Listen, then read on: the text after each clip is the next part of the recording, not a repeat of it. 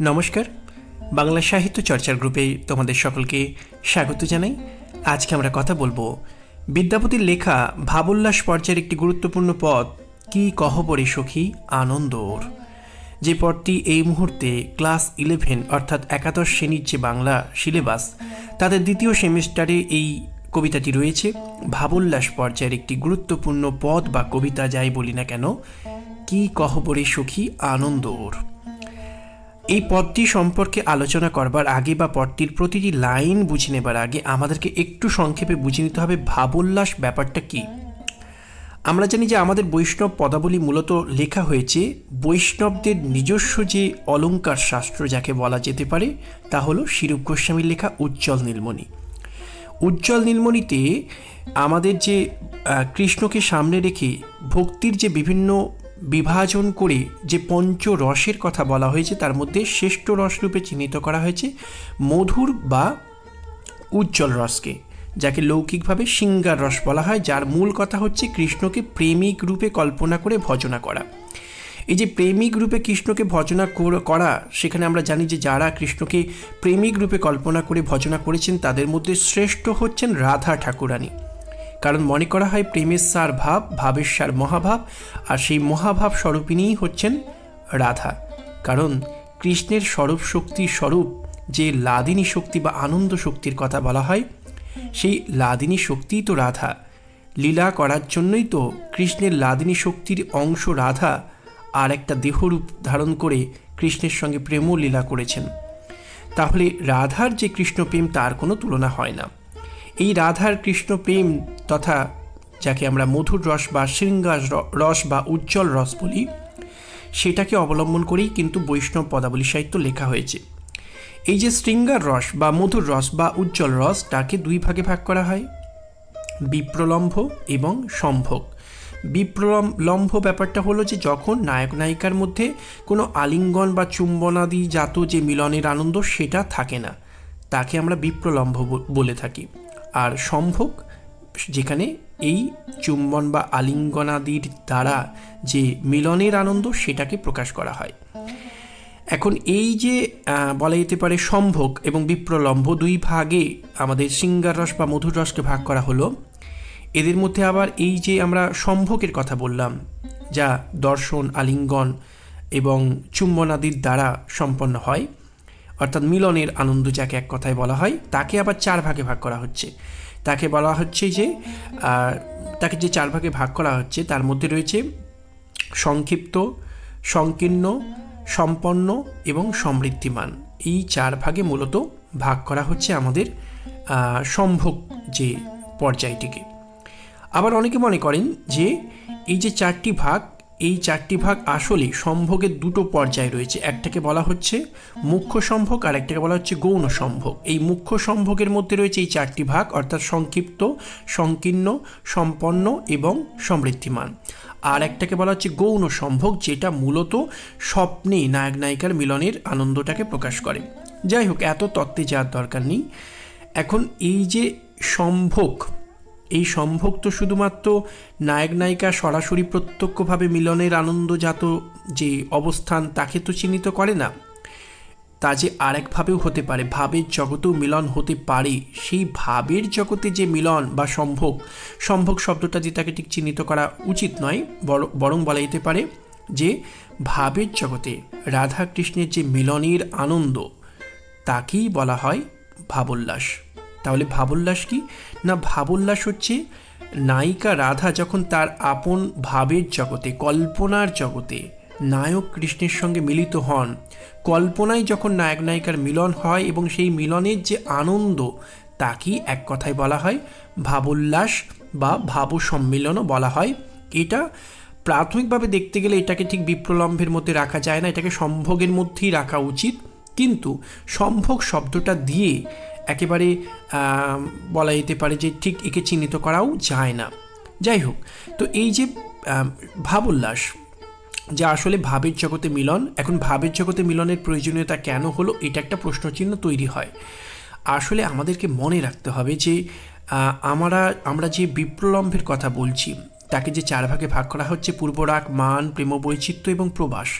এই প্রবাস হলো কোনটা না, যখন নায়ক কৃষ্ণ দূরে চলে যাচ্ছেন নায়িকা রাধাকে ফেলে, তিনি হয়তো আর ফিরছেন না বা কথা দিয়েছেন কিন্তু আর ফিরে এলেন না। এই যে প্রিয়তম কৃষ্ণের অনুপস্থিতিতে রাধার যে বিরহ বেদনা, যে দুঃখ, যে শূন্যতা, সেই দুঃখজাত অনুভব নিয়ে যে রস পর্যায়টিকে রাখা হয়েছে তারই নাম হচ্ছে প্রবাস। যেহেতু মথুরা গমন অর্থাৎ কংসবধের জন্য কৃষ্ণ মথুরায় চলে গিয়েছিলেন আর ফিরে এলেন না, সেই জন্য এই মথুরা গমনকে কেন্দ্র করে রাধার এই যে দুঃখ বেদনার পর্যায়টি তাকে মাথুরও বলা হয়, প্রবাস বা মাথুর, যাকে 3 ভাগে ভাগ করা হয়, ভাবী, ভবন আর ভূত। অর্থাৎ কৃষ্ণ চলে যাবে, আগাম রাধার মনে কৃষ্ণ বিরহের বেদনা জাগছে, তাকে বলা হয় ভাবী। ভবন, কৃষ্ণ চলে গেছেন, কথা দিয়েছেন ফিরে আসবেন, রাধা অপেক্ষায় রয়েছে, তাকে বলা হয় ভবন। আর ভূত বিরহ, যখন কৃষ্ণ কথা দিয়েও দীর্ঘ সময় অতিক্রান্ত হয়েছে আর ফিরে আসেননি। এই যে কৃষ্ণ কথা দিয়ে চলে গেছেন আর ফিরে আসেননি, কৃষ্ণের অপেক্ষায় থাকা রাধার সমস্ত অপেক্ষার বাঁধ বোধহয় ভেঙে গেছে, রাধা জানে কৃষ্ণ আর ফিরবে না। এই রকম অবস্থায় রাধার যে দুঃখ বেদনা তাকে বলা হচ্ছে ভূত বিরহ। এখন সমস্যা হলো যে কৃষ্ণ তো আর ফিরে এলেন না, কিন্তু রাধার সঙ্গে কৃষ্ণের প্রেম কি এতই বলা যেতে পারে ভঙ্গুর, এতই ক্ষণস্থায়ী যে রাধাকে ফেলে কৃষ্ণ চলে গেলেন আর রাধা কৃষ্ণের প্রেমলীলা শেষ হয়ে গেল? না, এত সহজ নয়। রাধার সঙ্গে কৃষ্ণের সম্পর্ক শাশ্বতকালে, চিরন্তন। বাইরে হয়তো রাধা এবং কৃষ্ণ প্রত্যক্ষভাবে পরস্পর মিলিত হচ্ছেন না, কিন্তু কৃষ্ণকে রাধা যখন এই ভূত বিরহের মধ্যে রাধা গিয়ে পৌঁছেছে, কৃষ্ণ আর ফিরে আসছেন না প্রত্যক্ষ সশরীরে, তখন কৃষ্ণের চিন্তায় রাধা তার অন্তরে, তার অনুভবে, তার হৃদয়ের রাজ্যে, তার ভাবের বা কল্পনার রাজ্যে কৃষ্ণকে যেন তিনি নতুন করে অনুভব করছেন, খুঁজে পাচ্ছেন। কৃষ্ণের সঙ্গে রাধার এই যে কল্পনায় মিলন হচ্ছে, অর্থাৎ যখন রাধার কাছে আর কৃষ্ণ ফিরে আসছেন না, তখন কল্পনায় কৃষ্ণকে রাধা যখন সন্ধান করছেন এবং পাচ্ছেন, কল্পনায় রাধার সঙ্গে কৃষ্ণের মিলন হচ্ছে, কৃষ্ণ যেন আবার ফিরে এসেছে মথুরা থেকে, রাধা কৃষ্ণকে আবার জড়িয়ে ধরেছেন, আবার কাছে পেয়েছেন, আর তাকে তিনি হারাতে দেবেন না। এই যে কল্পনায় রাধা কৃষ্ণকে ফিরে পেলেন, এই যে শাশ্বত মিলনের আনন্দ, যেখানে আর কোনো বিরহ নেই, নিত্য মিলনের যে আনন্দ, সেটা যেহেতু ভাবের জগতে হচ্ছে, তাই এই পর্যায়টিকে আমরা বলতে পারি ভাবোল্লাস। কারণ ভাবের জগতে রাধার সঙ্গে কৃষ্ণের মিলনের উল্লাস বা আনন্দ এখানে প্রকাশ পাচ্ছে। আসলে মনে রাখতে হবে যে রাধার সঙ্গে কৃষ্ণের সম্পর্ক তো কোনো লৌকিক নরনারীর সম্পর্ক নয়। রাধা জীবাত্মা, কৃষ্ণ পরমাত্মা। জীবাত্মার সঙ্গে পরমাত্মার সম্পর্ক শাশ্বতকালের, তাকে পার্থিব রূপে প্রত্যক্ষ রূপে পাবার প্রয়োজন হয় না। দেবতার সঙ্গে ভক্তের কখনো দূরত্ব থাকতে পারে না। দেবতা সবসময় ভক্তের অন্তরে রয়েছে, অন্তরে, অনুভবের জায়গায়, হৃদয়ের রাজ্যে, হৃদয়ের মন্দিরে যদি একবার সেই দেবতাকে সন্ধান করা যায়, তাহলে সেখানে ভক্তের সঙ্গে ভগবানের নিত্য মিলনের আনন্দ চলে, ভক্তের সঙ্গে ভগবানের কোনো দূরত্ব থাকে না। তাই ভাবোল্লাসের পদে যে মিলনের আনন্দ, সে কিন্তু কোনো লৌকিক রক্তমাংসের নরনারীর পার্থিব মিলন সুখের আনন্দ নয়। এ আসলে শাশ্বতকালের ভগবান আর ভক্তের যে বলা যেতে পারে ভালোবাসা, পরস্পরের প্রতি নির্ভরতা, তাদের যে মিলনের আনন্দ, সেই একটা আধ্যাত্মিক তাৎপর্য কিন্তু এই ভাবোল্লাসের যে মিলন তার মধ্যে কিন্তু ধরা পড়ে। সেই জন্যই নিছক সম্ভোগ শব্দটা দিয়ে আমরা এই মিলনকে চিহ্নিত করতে পারি না। যতই এই ভাবোল্লাসও আসলে এক অর্থে আমাদের যে সম্ভোগের যে দুটো প্রধান ভাগের কথা বললাম, মুখ্য আর গৌণ সম্ভোগ, যেখানে গৌণ সম্ভোগ মূলত স্বপ্নের মধ্যে ঘটে, সেই পর্যায়গুলোকে অবলম্বন করেই, মানে গৌণ সম্ভোগের পর্যায়টাকেই মূলত সামনে রেখে ভাবোল্লাসের পদগুলো রচিত হয়েছে। কিন্তু তা সত্ত্বেও আমরা যে কথা বলছিলাম, শুধুমাত্র সম্ভোগ শব্দটার মধ্যে দিয়ে যে স্থূলতা ধরা পড়ে, ভাবোল্লাসকে কিন্তু সেভাবে রাখা উচিত নয়। যাই হোক, এই সমস্ত তর্ক রেখে এবার আমরা কবিতাটিকে একটু পড়ে নিই। রাধা সখীকে সম্বোধন করে কি বলছেন আমরা আগে দেখি। কি কহবরে সখী আনন্দ ওর, চিরদিনে মাধব মন্দির মোর, পাপ সুধাকর যত দুঃখ দিল, পিয়া মুখ দর্শনে তত সুখ ভেল, আঁচড় ভরিয়া যদি মহানিধি পায়, তবহাম পিয়া দূর দেশে না পাঠায়, শীতের ওড়নি পিয়া গিরিশের পা, বরিশার ছত্র পিয়া দরিয়ার না, ভনয়ে বিদ্যাপতি শুনো বড় নারী, সুজনক সুখ দিন দুই সুজনক দুঃখ দিন দুই চারি। এই যে পদটা, কি কহবরে সখী আনন্দ ওর, চিরদিনে মাধব মন্দির মোর, অর্থাৎ রাধা সখীকে সম্বোধন করে বলছেন কি কহবরে সখী, অর্থাৎ আমি কি বলবো সখী, আনন্দ ওর আমার আনন্দের কথা, চিরদিনে মাধব মন্দির মোর, অর্থাৎ মাধব অর্থাৎ কৃষ্ণ চিরদিন আমার মন্দির সমান।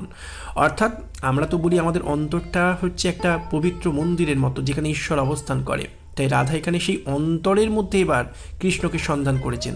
তিনি তো অনেক দিন কৃষ্ণ চলে গেছেন, তার অপেক্ষায় বসে থেকেছেন, ভাবি ভবন সব বিরহই কেটে গেছে, এবার হয়ে গেছে ভূত বিরহ, অর্থাৎ কৃষ্ণ আর ফিরবেন না। কিন্তু প্রত্যক্ষভাবে না ফিরে পেলেও অন্তরে তো একবার ডুব দিলেই কৃষ্ণরূপ ভগবানকে পাওয়া যায়। তাই তিনি বলছেন চিরদিনে মাধব মন্দির মোর, অর্থাৎ চিরদিন মাধবই আমার কাছে মন্দির। মন্দির কোথায়? মন্দির মানে অর্থ কি? যেখানে দেবতা থাকেন। তার মানে রাধার কাছে কৃষ্ণই দেবতা, তার অন্তরের দেবতা, তার অন্তরের মন্দির স্বরূপ। পাপ ও সুধাকর যত দুঃখ দিল, অর্থাৎ চাঁদ অর্থাৎ সুধাকর, চাঁদের যে জোছনা তা আমাদের মনে একটা রোম্যান্টিকতা জাগায়। আমরা আমাদের প্রিয়তম মানুষের সঙ্গে মিলনের আনন্দ পেতে চাই, কিন্তু রাধা তো এতদিন কৃষ্ণের বিরহে কাটিয়েছে, তাই চাঁদের জোছনা, চাঁদের কিরণ রাধার বিরহ বেদনাকে আরও বাড়িয়ে দিয়েছে। মিলনের আনন্দ থেকে তিনি বঞ্চিত হয়েছেন এবং চাঁদের জোছনা রাধাকে সেই যন্ত্রণাকে আরও দ্বিগুণ করে দিয়েছে। কিন্তু এখন পিয়া মুখ দর্শনে তত সুখ ভেল, অর্থাৎ আজ প্রিয়তম কৃষ্ণের মুখ দর্শনে রাধার সমস্ত দুঃখ চলে গেছে, তত সুখ ভেল, অর্থাৎ এখন যত দুঃখ তিনি পেয়েছেন, যত দুঃখ তিনি পেয়েছেন চাঁদের কিরণে, আজ তত সুখ ভেল, অর্থাৎ তত সুখ তাঁর জীবনে হয়েছে। আঁচল ভরিয়া যদি মহানিধি পায়, অর্থাৎ আমাকে যদি আঁচল ভরে কেউ মহামূল্যবান সম্পদও দেয়, তব হাম পিয়া দূর দেশে না পাঠায়, অর্থাৎ আমি আর কৃষ্ণকে দূরে যেতে দেব না। আমার কোনো ধন দৌলতের প্রয়োজন নেই। আমার প্রিয়তম কৃষ্ণ মথুরায় চলে গিয়েছিলেন, অনেক দিন থেকে তার দর্শন থেকে, সাক্ষাৎ থেকে আমি বঞ্চিত হয়েছি, আর তাকে আমি কোনো কিছুর বিনিময়ে হারাতে দেব না।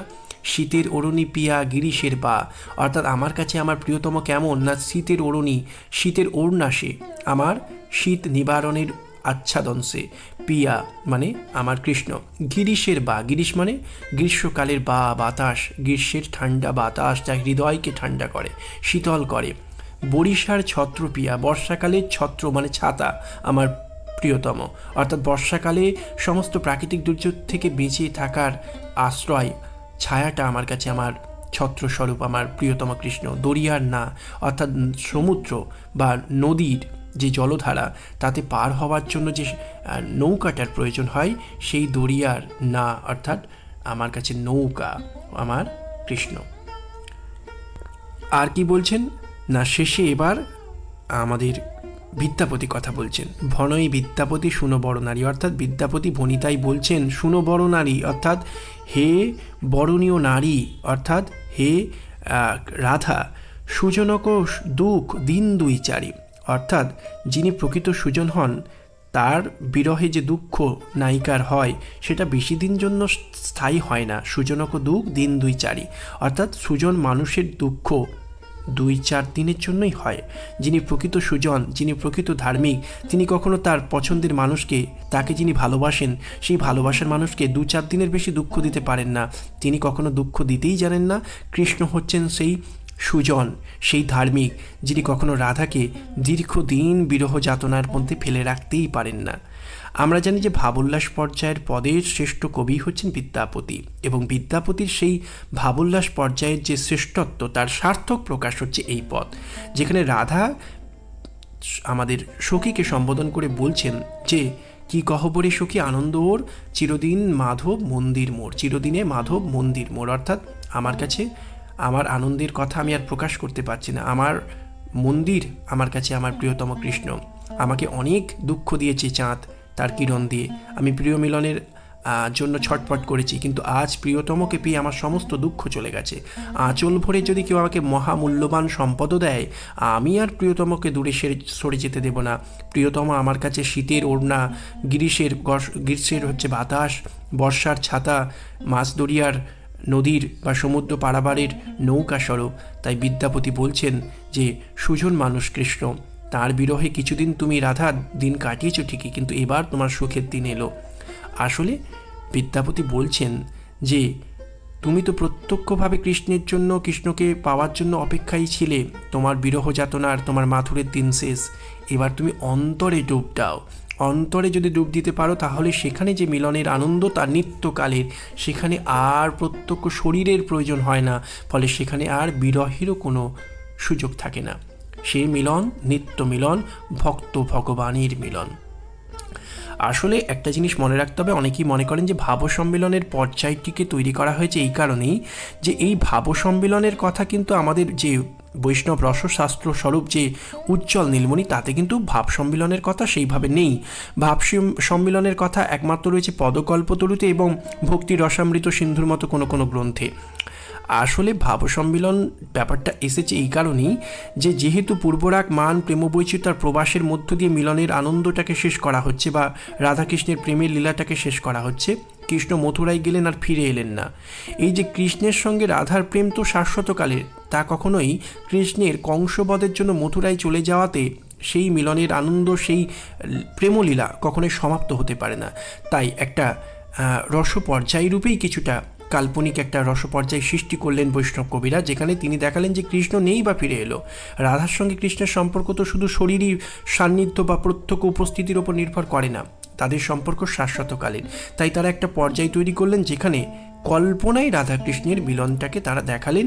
এটা একটা ভারতীয় দর্শন বা পরম্পরাও বটে যে ট্র্যাজেডি বা বিচ্ছেদ বা বেদনার মধ্যে কোনো কাব্য সমাপ্ত করা হতো না। সেই জন্য শ্রীকৃষ্ণ কীর্তন কাব্যেও যখন রাধা বিরহে কাব্য শেষ হচ্ছে, অনেকে মনে করেন এটা খণ্ডিত, এরপরে কোথাও মিলনের একটা জায়গা ছিল।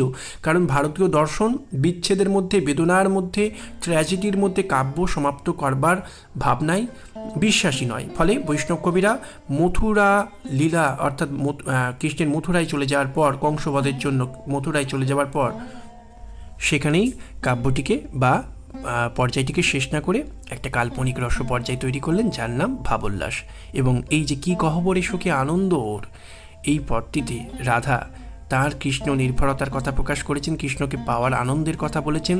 শীতের ওড়না, গ্রীষ্মের বাতাস, বর্ষার ছাতা কিংবা মাছ দরিয়ার নাও বা নৌকা রূপে কল্পনা করার মধ্য দিয়ে চমৎকার একটা মালোপমার ব্যবহার ঘটিয়ে, অর্থাৎ একটিমাত্র উপমেয়কে একাধিক উপমানের সঙ্গে কল্পনা করে যে চমৎকার একটা বিদ্যাপতি রাজসভার কবিস্বরূপ, তার যে আলংকারিক প্রয়োগ এবং রাধা হৃদয়ের যে ভালোবাসা এবং কৃষ্ণের প্রতি ভালোবাসার মধ্যে পার্থিব স্তরকে অতিক্রম করে যে একটা আধ্যাত্মিকতার ছোঁয়া, ভক্ত ভগবানের নিত্য মিলনের যে ছোঁয়াটা এর মধ্যে আছে, এখানেই কিন্তু বিদ্যাপতিকে বলতে হয় যে তিনি আলংকারিকভাবে ব্যবহার করেও বা অলঙ্কারের প্রয়োগ ঘটিয়েও, কাব্যের বহিরাঙ্গিক সৌন্দর্যকে প্রকাশ করেও, অন্তরঙ্গ বক্তব্যেও রাধার হৃদয়ের গভীরতাকে যে তিনি কতখানি ছুঁতে পারেন, সেটা কিন্তু এই পদের মধ্যে আমরা লক্ষ্য করব। এবং এটাও লক্ষ্য করব যে বিদ্যাপতি সম্ভোগের কবি নন। এটাকে নিছক সম্ভোগের পদ বলা যায় না।